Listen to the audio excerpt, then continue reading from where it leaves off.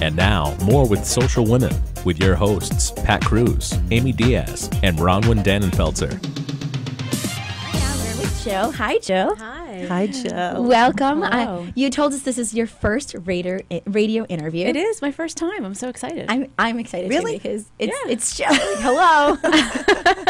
She's all over TV, but I know. But you know what? Social Women. Pat on the back. Here we are. I'm very Love excited you about here. it. We were very excited about having you come here. Thank you so much. But we were talking a little bit before the show about what your tagline is and what it is that you do. So if you could just briefly tell our viewers what is it, who is Jill, and what does Jill do? Well, I like to say stylists aren't just for celebrities anymore. I think that women now, we're busier than ever. We're doing more than our mothers did. You know, it's a new generation. We have house cleaners, we have people that do our lawns, we have babysitters, and I kind of consider myself another form of sort of outsourcing, you know, to take care of yourself and make sure you're looking good. I think a lot of people think if they're in a high-powered job, then they've got to look really, really great, but I think that there's value in looking good every day, no matter if you're a stay-at-home mom or anything in between, a corporate exec and a stay-at-home mom. I love it. I have to say, I think that is one of the most important keys to feeling good about yourself. Get up, get yourself dressed, throw a little bit of makeup on, get your hair done every once in a while. How long can it possibly take to go get your hair cut every once in a blue moon or whatever if you can't do it all the time? Yeah. You know, even if you paint your own nails, if you can't go to get a manicure or the salon, do it at home. It makes you feel better about yourself. So that's a big key for me. I think some people get caught up in that, oh, that's vain, or that, you know, there's too much vanity there. But I see it in my work every day. There's just an absolute direct connection between how you look on the outside and how you feel on the inside. So even those little efforts, like you said, and it doesn't have to cost a lot of money. No, and it's all about presentation as well. So whether you're in, you know, personal life, business life, dating realm, or whatever, you're going out with your husband, or you're looking for a husband, dating, business world, looking for a job, it all comes into play, and images everything. And when we speak about imaging, and you briefly mentioned, you know, it doesn't have to be expensive. What do you feel are, let's say, 5 staple items that should be in every woman's wardrobe? So kind of on the more affordable side? Yes. I think, let's see, 5 items. I mean, everyone needs to have a fantastic pair of jeans. Even if you can't wear them to work. I mean, look, you can wear them on weekends, you can wear them out on dates, you can dress them up, you can dress them down. So that's definitely one thing. And if you can't go with like a super high-end designer, Gap. I love Gap jeans. I'm wearing a pair today. So very affordable, and there's always a coupon. So I would say Gap jeans. I think a fabulous handbag says a lot about you. I think it's worth the investment.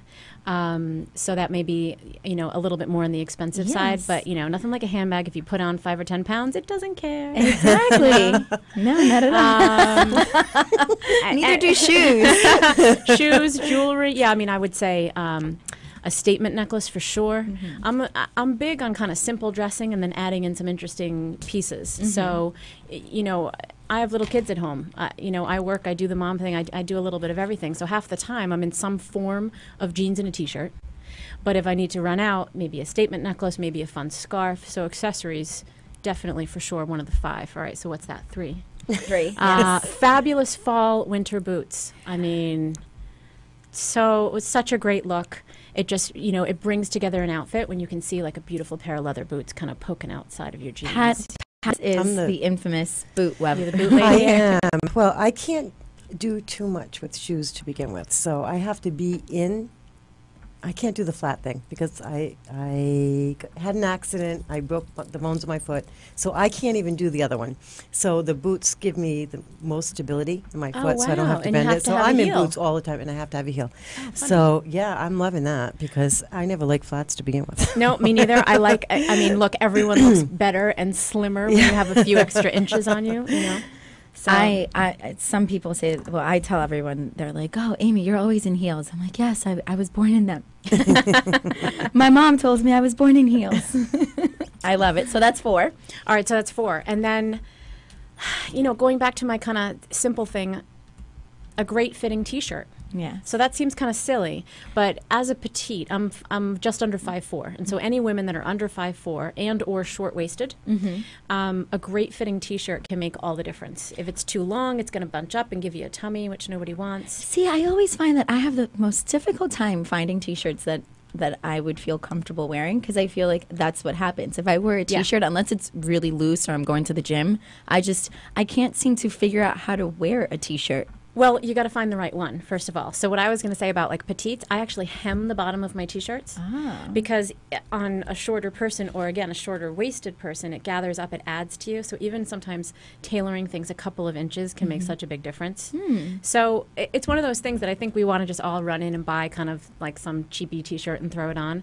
But it's worth, and you don't only need to spend $25, $30, but it's worth getting one that fits a little bit better than the one that you're going to grab for that isn't quite right. Okay, so I didn't even think the T-shirt would have been added in there, but that's a cool choice. Oh, well, thank you. So I'm a big jeans and T-shirt girl. And I've noticed that there are a lot of people that will put a blazer over the T-shirt or a sweater. That would be me. Yesterday, yes, but I love the look, but I'm just always afraid to do it. I feel more comfortable just going straight to a dress and just be like, here's a dress and those are my heels and I I'm love okay. dresses. I love dresses for that reason. It's easy. It's so easy. Put it on and you're done. And you think, and for me, I think, jeans and a T-shirt's very simple, but I have such a hard time trying to coordinate that. It just doesn't work for me. Well, you might want to, I think some of these things that we think of as the easy parts, actually you do need to spend that extra time. Yes. You need to spend extra time trying on a zillion pairs of jeans to find the right one, and same with T-shirt. With your basics, it's worth that extra time. Are your jeans the item that you most treasure in your closet? They are, because the nature of my work is I wear jeans almost every day. I mean, when I'm on TV, I wear not jeans usually. Well, no, I did the other day, but yeah, I love my jeans, and it's great because I often go from like working with a client to like picking my kids up at school. So it's a perfect transition piece that's not too dressy, but can also look professional for when I'm meeting with people. Huh.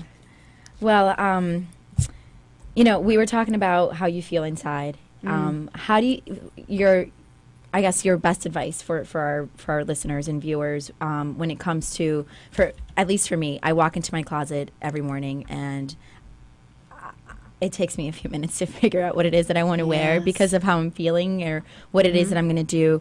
What is it that you tell your clients, when you wake up, what should be going through your mind before you get dressed? Well, I think kind of backing up a little bit first, what you want to do is make sure that your wardrobe is a reflection of yourself. So I have all my clients, before we get together, start pulling images, pictures, words, kind of like a style vision board. Some of us make vision boards. I do that at home with my whole life. But what I have my clients do is just for style. So pulling pictures of things that they love, whether or not you think you're going to look good on it. This is kind of like a no judgment exercise.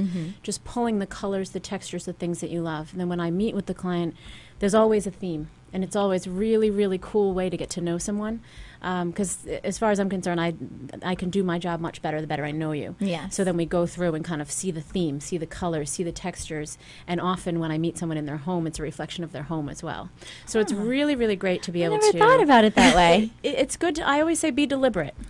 Think about your wardrobe. Don't just run out and buy something because it's on sale and then you shove it into your closet, and then we've got the we wear 20% of our clothes 80% of the time. Yes. Most women have that problem. Or 1%. I gotta tell you, yeah, we all have our favorites, right? My biggest problem is I am always running to somewhere at the last minute. So it's not completely unheard of to run into a boutique. And some of the regular boutiques, if they listen, they'll know, oh yeah, that's Pat. So run in, I'm late for an event, dress me. And I throw something on, take the tags off, and wear it out of the store, and then decide, when I get home, that I really just hated that. Oh, boy. Never wear it again. And that kind of goes to my point of being, deliberate. Create your style with intention. Take the time and create it ahead of time so that you're not doing that. Because too many of my clients buy things, and it's exactly that.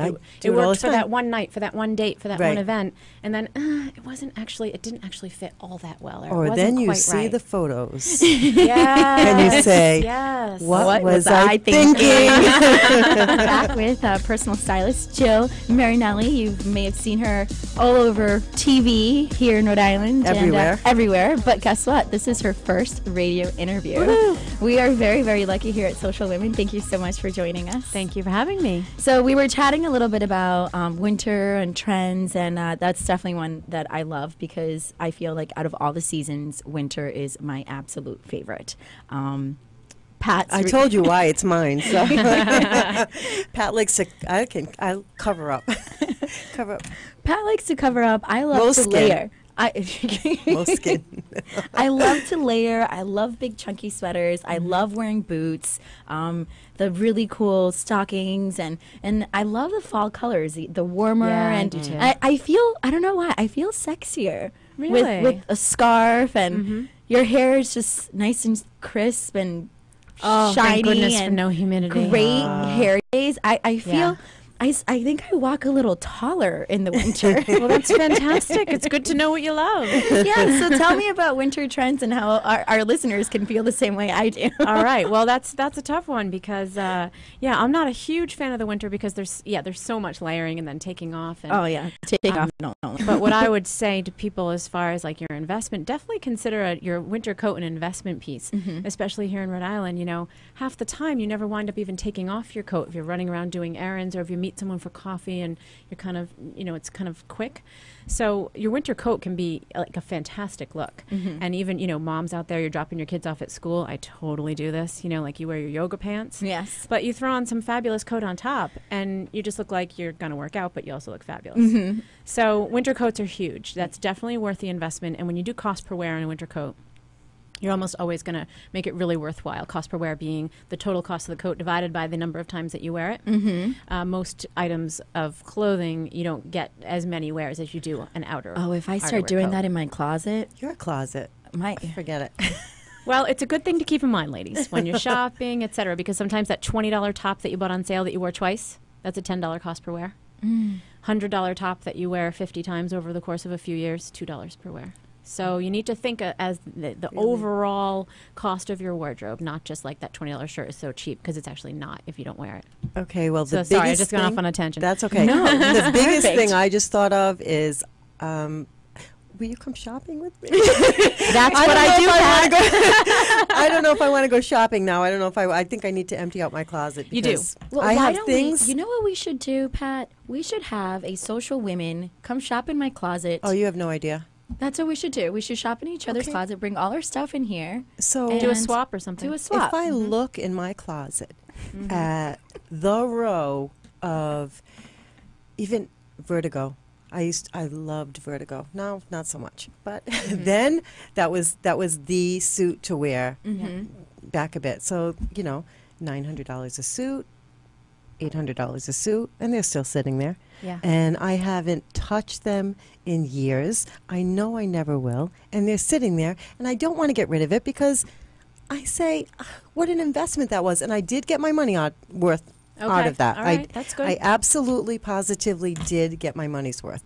So I used them for work all the time. They were great, easy pants with a blazer to go over the top and some great shirts. I got my money's worth, but I still hate to part with them, and they're in there, and I'm saying they're doing no good in my closet. You know what? You just brought up a very, very good point. I just realized that my closet is pretty insane.